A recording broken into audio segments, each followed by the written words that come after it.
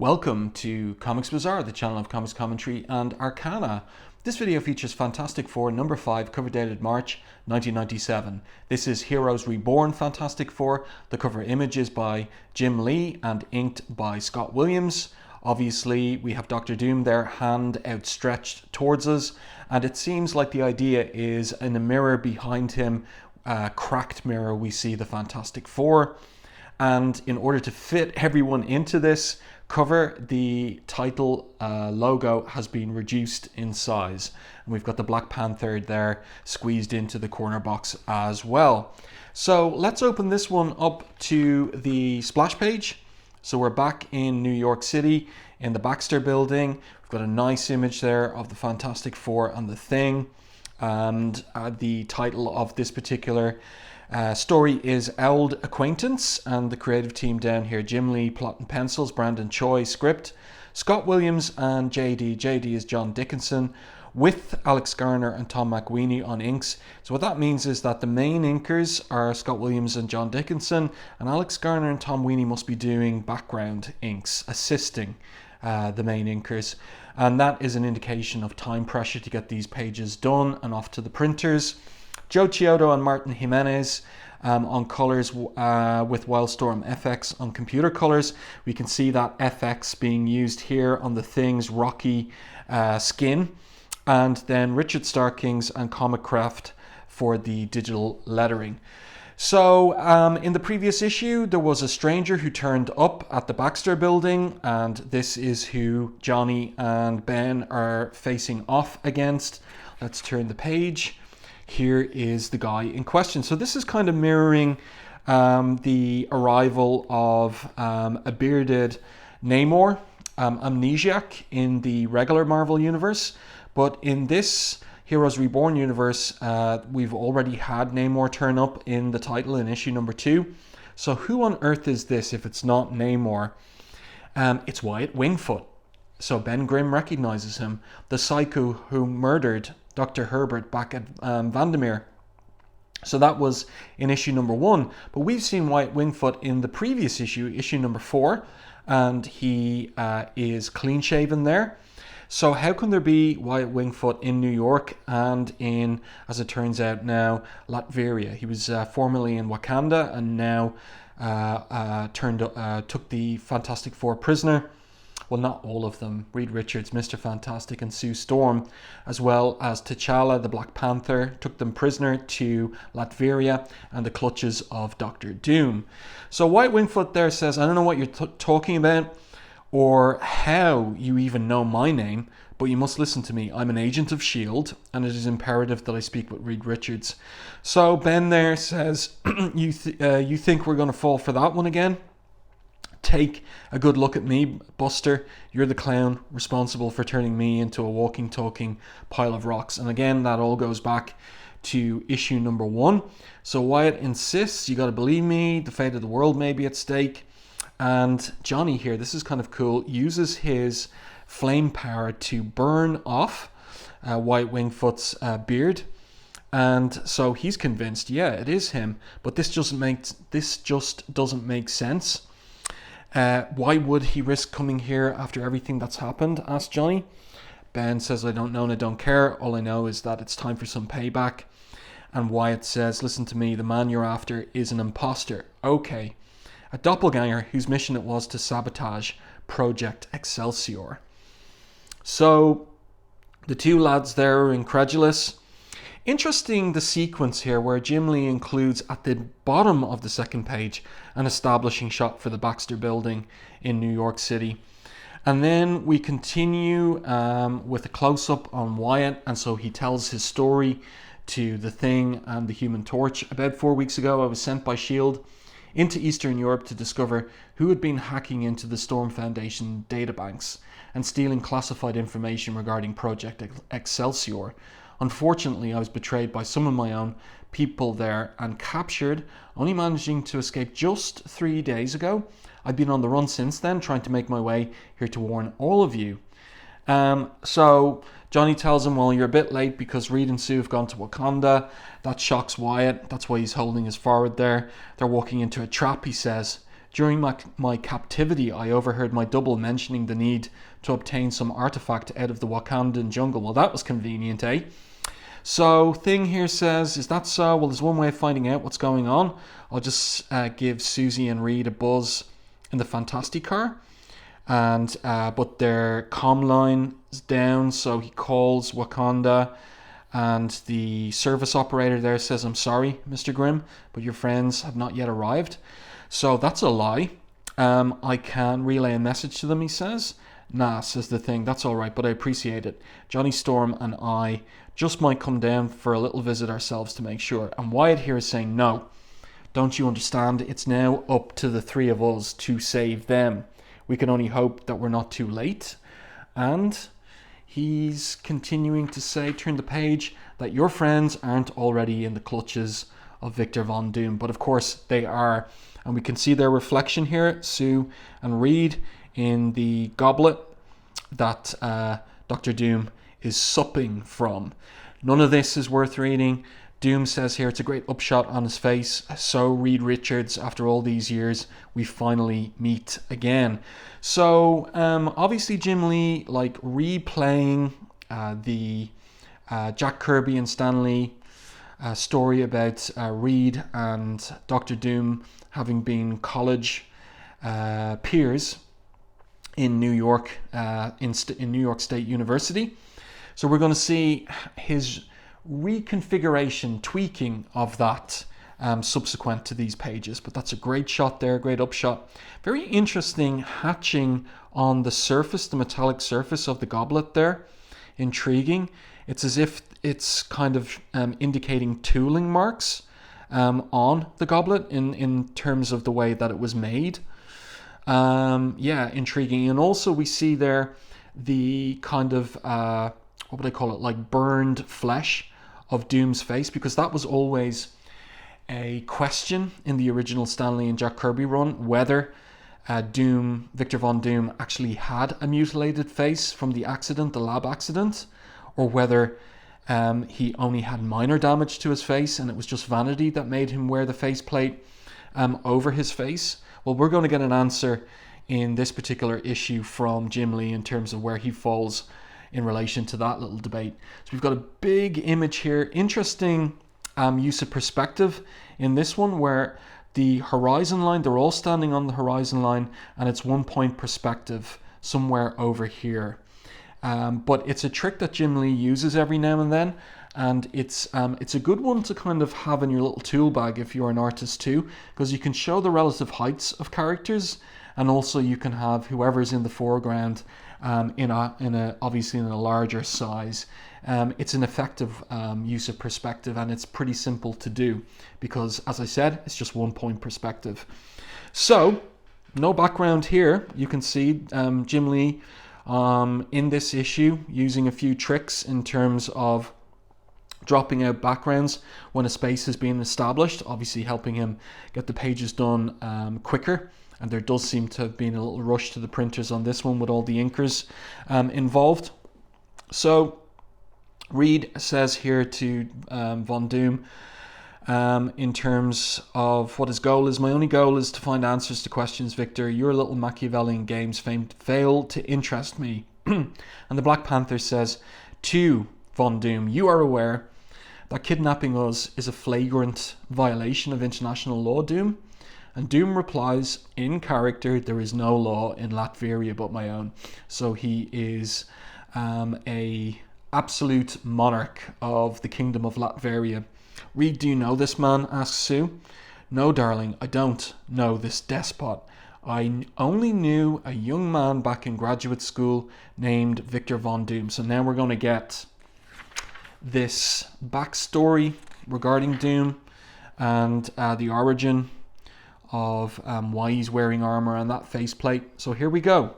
So this is Jim Lee's twist on Stan Lee and Jack Kirby's origin story for Doom. So this is Reed speaking here, and he says of Doom, he was a bright, young, ambitious foreign exchange student who left his native land and came to America in order to study within the ivy-covered walls of State University. Driven by an insatiable quest for knowledge, he soon made the acquaintance of other brilliant minds. Now, this is Lee's edition, a circle of friends who would come to refer to themselves as the Atomic Knights of the Round Table. So this is new. This doesn't go back to Kirby and Lee. And who are the Atomic Knights of the Round Table? Well, Tony Stark, Bruce Banner, Rebel O'Reilly, who's that? Henry Pym, and Reed Richards. So this guy I don't know from prior Marvel continuity. Maybe somebody out there knows who he is.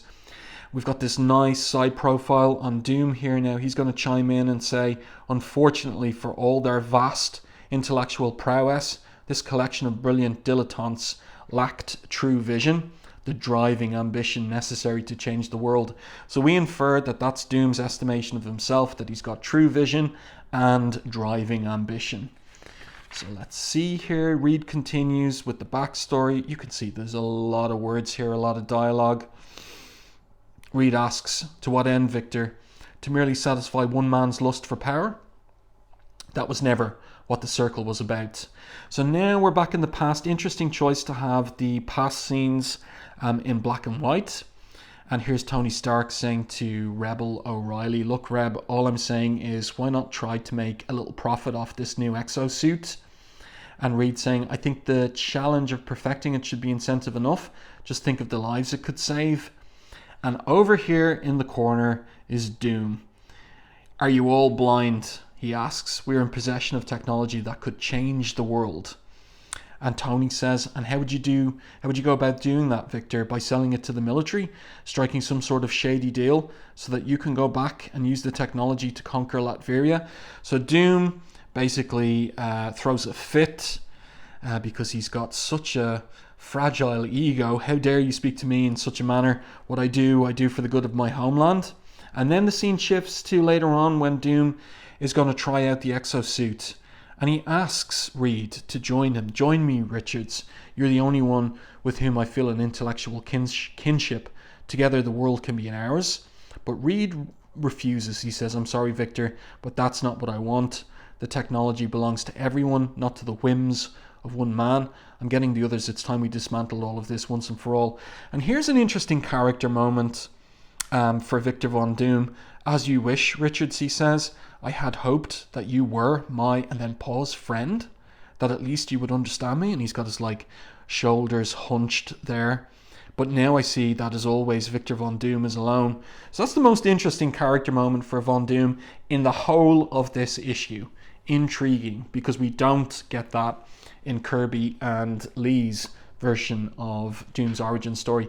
So Reed's barely out of the room. The experiment explodes. The results were catastrophic. Doom is incredibly badly mutilated, tells Reed to get away from him, and also blames Reed for the accident.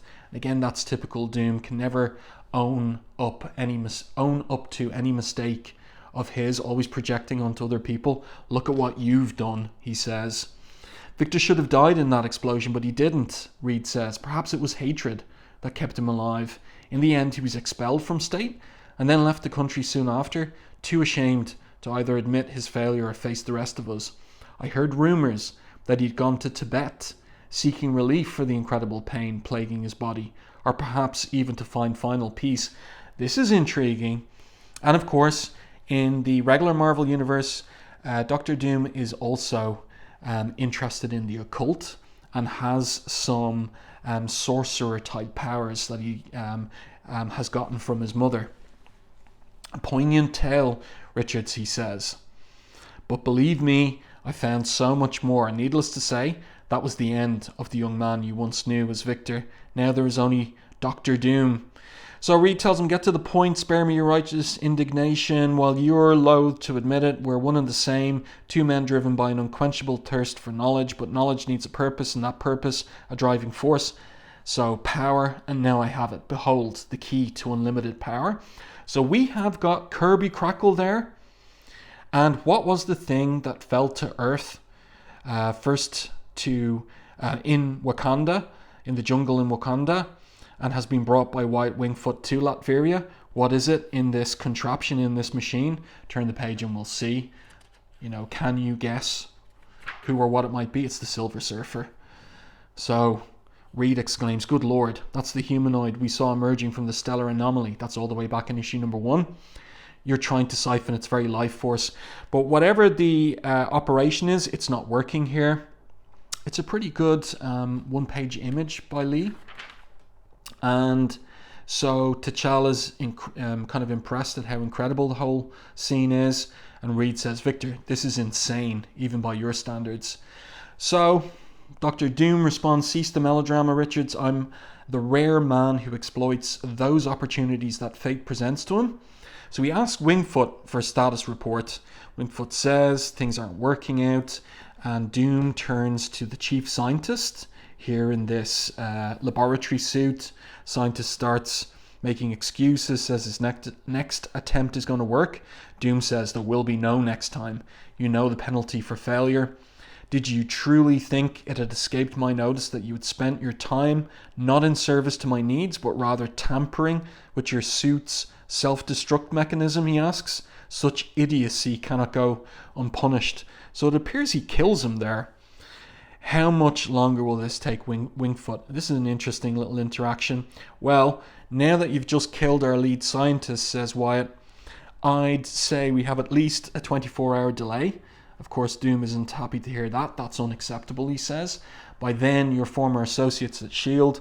will surely detect the presence of this extraterrestrial in Latveria and demand to take custody of it. I cannot afford such a confrontation at this time, and so must now resort to my alternate plan, which is why you are here, Richards. If the anomaly's cosmic power gave you and your friends such incredible abilities, then you must have studied its effects in detail and discovered some insight into their particular properties. Tell me what you have learned."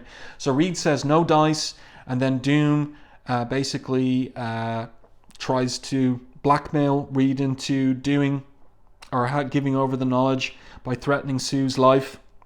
Sue says, "The only one who's in trouble around here is you, to Doom, for making the mistake of underestimating me." So she uses her force field to knock him in the head. And let's see how this all turns out. Again, you can see on this particular page, also most of the panels on this one, no backgrounds. So a good indicator that Lee is under deadline pressure getting these pages done. Again, you can see it here, more panels with no backgrounds, except when necessary, when we're looking up to the ceiling of this big hall that they're all gathered in. So the Black Panther goes on the attack too. I like this panel, the angle here of Reed coming from the gutter into the panel and attacking Doom. Doom using his force blasts against Sue and Reed, knocking them unconscious. And I like this little piece of dialogue between Wyatt Wingfoot and Doom. He says, "They nearly had you." "Not at all," says Doom. "I was simply testing the limits of their abilities, Wingfoot. Take them into custody, number 6, he says. And then, hold. Where's the Black Panther? He's gone, exclaims Wingfoot. But how? There's no way out of here. And so Doom here says there is one, most impressive. He's apparently escaped via the fireplace, which means he's in the castle ventilation system. I really like this top-down angle in this particular panel. In particular, the kind of shot here of Doom in his cloak, where the armor inside is in silhouette. I just like the way that Lee has handled that, and the way that the cloak kind of lies there on the floor behind him as well. That's good stuff, and a nice upshot there too. So there is Black Panther in the castle's ventilation system. Doom starts raging to Wingfoot. "Why do you still stand here? I ordered you away." And Wingfoot says, so Wingfoot is like defiant, which is an intriguing aspect of his character, and the nature of what kind of doppelganger he is as well. "Your warbots can take care of him, Doom. I prefer to remain and see the distillation procedure completed. After all, I was the one who brought the alien here." But Doom insists angrily, "What you will do is follow my orders. Now go or suffer my wrath." So Wyatt seems to say, "As you wish." And after a pause, "My lord," and out he goes. But he has a comm watch, and he calls someone, addresses someone called Jafar. The preparations for the Herald are nearly complete. The end game quickly approaches. Meet me at the rendezvous point with the others. And then Jafar on the other end of the comm says, understood, Clert. So, who is Wyatt Wingfoot? Doppelganger? How? A shapeshifter? In respect of the Fantastic Four mythos? What kind of shapeshifters are there in the backstory? Can you guess who or what race this character and his associates are? Later, Reed, when he comes to, asks what happened, and now Sue is tied up here. This is a typical thing that Jim Lee does when somebody's tied up. Puts their hands in these big, solid manacles. And we've seen that before with Wolverine in Adjectiveless X-Men. So here he is doing it with Sue too. Victor, if you harm her in any way, there's nothing in this world that will save you from me. Just leave her alone and I'll do as you ask, says Reed. That's a good expression on his face there. I think that is well done by Lee and probably Scott Williams doing the inks there. Meanwhile, we have in another Fantastic car, we have Ben and Johnny traveling to Latveria. Wyatt Wingfoot, the true Wyatt Wingfoot, is asleep because he went through a lot to reach us, that 3 days traveling from Latveria to Manhattan. Let's see, so the Fantastic car, they land it. Johnny and Ben get out of it. Wyatt Wingfoot 2, and then they are interrupted by a holographic recording of Dr. Doom. Remain where you are, and my security force shall take you into custody, says Doom. I assure you resistance is futile. And the Thing just throws some rocks at the holographic recording. But here come the security force, the Warbots. What are they going to do? And the Thing, who is in the leadership position here, Johnny's deferring to him in terms of what are they going to do. The Thing says, he ruins my date with Alicia, and now he expects me to just roll over without a fight. Then I'd say it's time to kick it, says Johnny. Flame on. And what does Wyatt say? He says, I should warn you that Doom's Warbots have been programmed with rather unique combat abilities. It's crucial that we coordinate our attacks so that... Let's see, are the two lads listening? No, they just go into action straight away. So Johnny using his flame powers there to take out one Warbot. The Thing just wrecking another with one punch. And of course he's got to say it's clobbering time. And now Wyatt Wingfoot, well, he develops a little strategy of his own, a little tactic of his own. And tricks the two Warbots to strike at each other while he jumps out of the way and is grabbed by the Human Torch. So that takes care of all four Warbots. Later, we got to go through a sewer drain, asks the Thing. Maybe fighting them Warbots wasn't so bad after all. And Wyatt says, my options were rather limited at the time. They weren't about to let me use the front door. So here they are going in through the sewer drain. Just a little bit of characterization here, where the Thing says, watch your flames, Johnny. If there's any stray methane gas down here, we're all history. Johnny takes a little sniff. Man, I thought that was just you. Keep it up, Matchstick, and Doom is going to be the least of your problems. Okay, so a little bit of banter between those two. That's what we expect. A trope of Jim Lee's, I always pointed out, it seems he uses at least once an issue, where you've got a full horizontal panel, all the figures in silhouette, more or less, with just little details of their costumes maybe showing in order to identify them. So more Warbots, a dozen of them, attacking the trio, and then they get some backup in the form of the Black Panther. So the Black Panther recognizes Wingfoot. Interesting, he says. While you may resemble Dr. Doom's crony, all my senses tell me that you are in fact the true Wingfoot. So none of that's going to matter if these Warbots catch us. Come on, let's go, says the Human Torch. So they're going up through going up into the ventilation shaft, and there's a Warbot flying up behind them. but somebody shoots it from behind. I'm afraid I can't allow that, going after them. So who or what is this? Let's keep going. It's Wyatt Wingfoot. It's the other one, the doppelganger. And what does he say? He says, for the time being, the survival of the Fantastic Four is vital to my plans for success. And his men there say, we've neutralized the remaining warbots. The area is secure, Klurt. What now? And Klurt, let's call him Klurt, says, now we close the trap on Victor Von Doom himself. As Wyatt Wingfoot, I gained his confidence and learned the secrets to his formidable security system. Now I shall deactivate the bulk of his warbots, leaving him with only his personal guards and vulnerable to attack. That's a good smile on his face as well, a devious looking smile.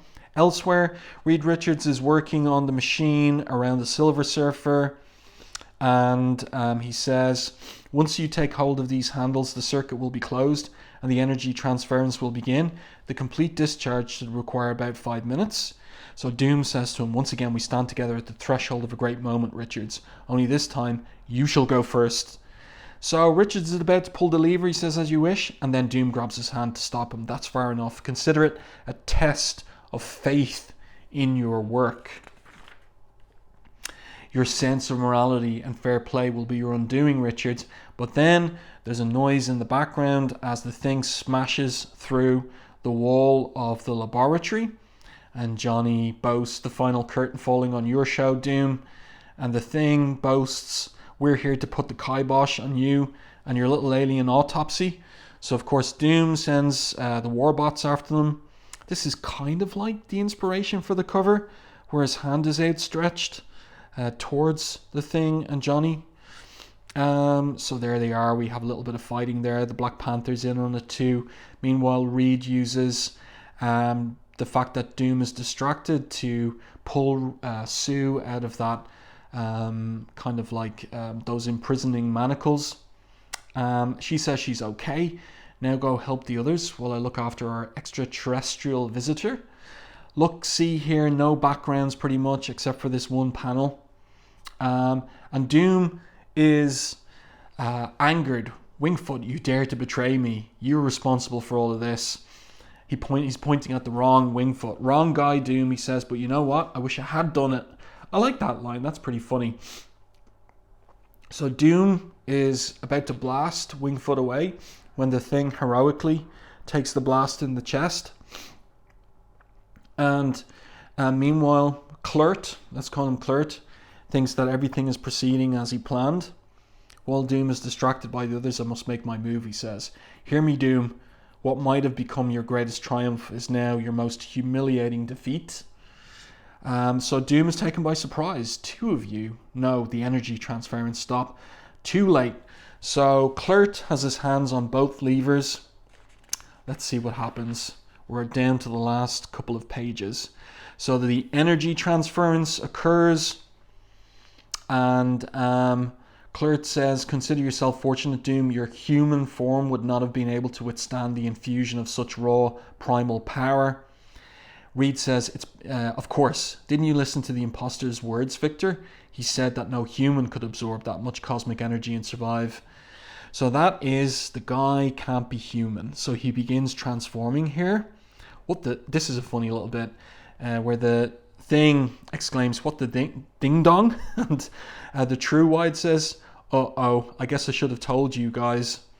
And then Klurt is continuing his transformation. I am a warrior born of the tribe Nemoses. I am Klurt of the Galactic Skrull Empire. So of course, that's what he is. And any long-time reader of the Fantastic Four would have guessed that. Doom here, he's not afraid. He is insistent. I'll be sure to, and this is a good line, in fact, I'll be sure to inscribe that on your tombstone, fell creature. You foiled my plans, and for that you must perish. So now we get a big anchor image of this Skrull, and like, because he's infused with the power cosmic, we can pretty much guess that this has to be the origin of Super-Skrull. You are a greater fool than I could have ever imagined, Doom, he exclaims. You're nothing more than a harmless and ineffective example of primitive technology to me. And while you may have once posed a credible threat. Now I possess the power cosmic. I've become the Super-Skrull. And then this is the setup here, and here we get the conclusion to this little comic bit. I really was abducted by a bunch of space aliens, says Wyatt. Why didn't you say so in the first place? Grumps, the Thing. Yeah, it's not too bad. Not too bad, this chapter. There's some action in this chapter. I think there's too much dialogue, but however, it's not too bad. So some advertisements back here. Interesting stuff, like they're trying to sell people on picking up Excalibur. Selling Andy Kubert's run on Kazar with Mark Waid. There you go, no letters in the back of this. So I do hope that you enjoyed this review and commentary of Heroes Reborn Fantastic Four issue number 5. Let me know your thoughts on this one in the comments section. If you enjoyed my review and commentary, please like and share the video. It really does help the channel. If you haven't done so already, subscribe to the channel and stay tuned for more content like this.